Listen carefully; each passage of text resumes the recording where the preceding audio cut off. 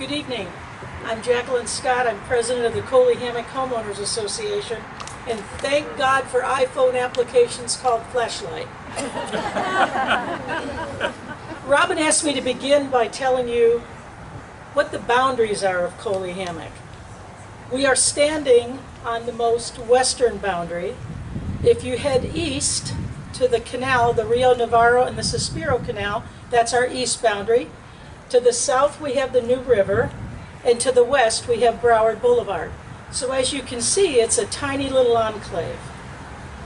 When Henry Flagler brought his East Coast Railroad to Fort Lauderdale in the late 1890s, he wanted to continue a straight line along the coastal ridge to Miami.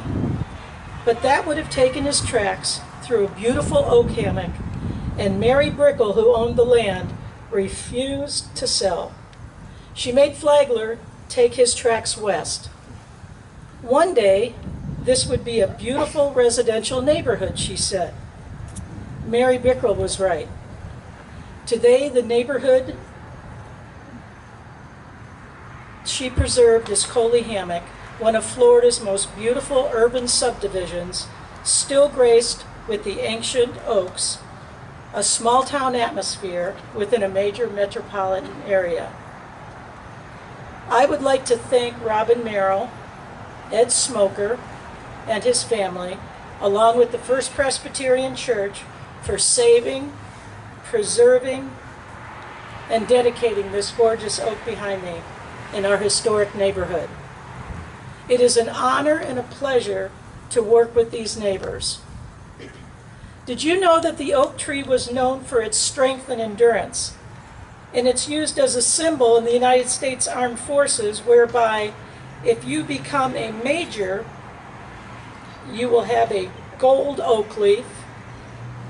If you become a lieutenant colonel, they will honor you with a silver oak leaf.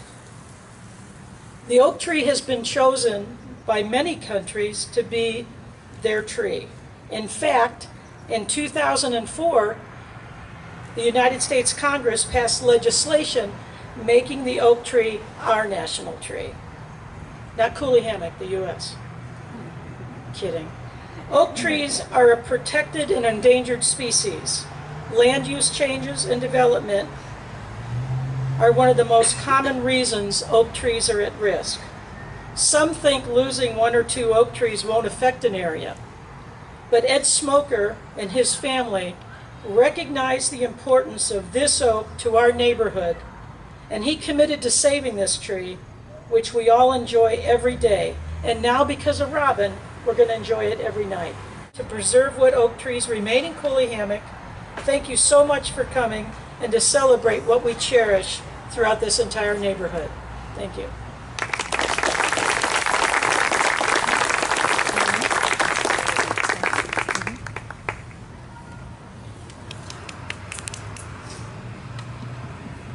Disconnect anything? I guess not. Okay, hi, my name is Matthew Schwartz. Robin introduced me. I'm the conservation chair of the local Broward group of the Sierra Club. I'm also an executive director of a newer group called South Florida Wildlands Association. And I thank Robin and Mayor Seiler and Commissioner Romney and all the other in the Smoker family and everybody else for being here today. And it's a beautiful evening. It's so nice that it's finally cooled off and we have this beautiful weather. Mayor Seiler said something interesting in the beginning. He said, very often we come together in disputes. And I've actually had some disputes with Mayor Seiler over various things over the time he's been mayor. And I'm used to getting up in these podiums and talking about no oil drilling off Florida shores or no off-road vehicles in the Big Cypress, no nuclear plants in Turkey Point. And this is a different kind of evening. When Robin told me we were going to be doing the ceremony in front of this beautiful live oak, the first thing I did, I went out to Google Earth and I looked at it, and you can do Street View right now on Google Earth. So you could actually see people on the streets. And the first thing I saw was the shadow. It was probably late afternoon, and the shadow of this tree was stretching in that direction. And right there on that curb was a man with a bag waiting for the bus at the bus stop, sitting in the shadow of this tree, getting the shade.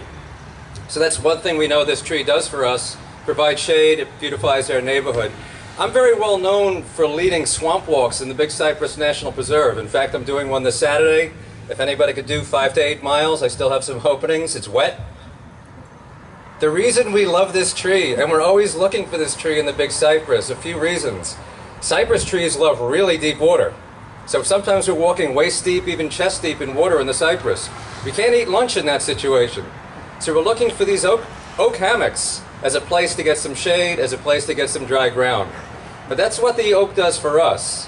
When you think about the live oak tree, the deer eat the acorns, bears eat the acorns, fox squirrels eat the acorns, jays eat the acorns. This tree is sustenance for many, many of the wildlife that we're blessed with here in South Florida. And the squirrels, by the way, when you talk about squirrels hiding away acorns, they have a great mental map of where they hid them. But sometimes they forget where they put one.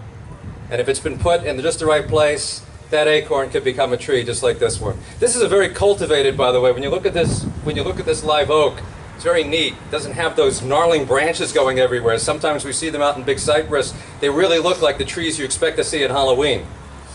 But this one is a very cultivated tree, fitting for Las Olas, the neighborhood we're in.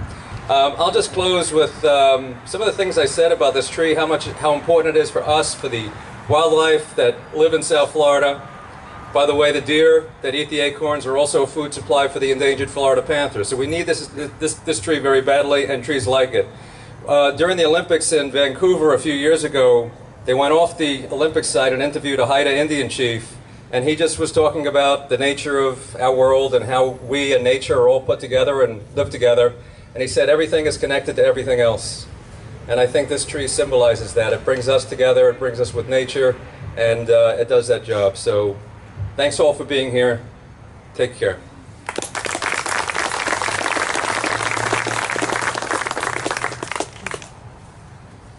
Reminder that we have food in the back from local eateries, which we thank very much for their donations. We'd like to thank Glenda for this wonderful work on the flute. She's a Cooley Hammock resident and an incredible flutist. Thank her. Also this evening for after reception, we'll be over at Wild East, and they're offering as a gift and as a thank you 25% off all food and drinks there this evening. So if you'd like to head over that way. And I think those are all the reminders, but we are going to turn on the lights. And one of the things I'd like to say is the lights that we put on the tree are very understated. This is not Hollywood big spotlights moving around. The word I use for it is they're enchanting. They're understated, and we're trying to accentuate nature. We're just trying to enhance nature here. So we are all going to count to 3, and as Ed reminded us about let there be light. So at the count of 3, Mr. Ed Smoker is going to be flipping the switch for us. So let's all do the countdown. 1, 2, 3.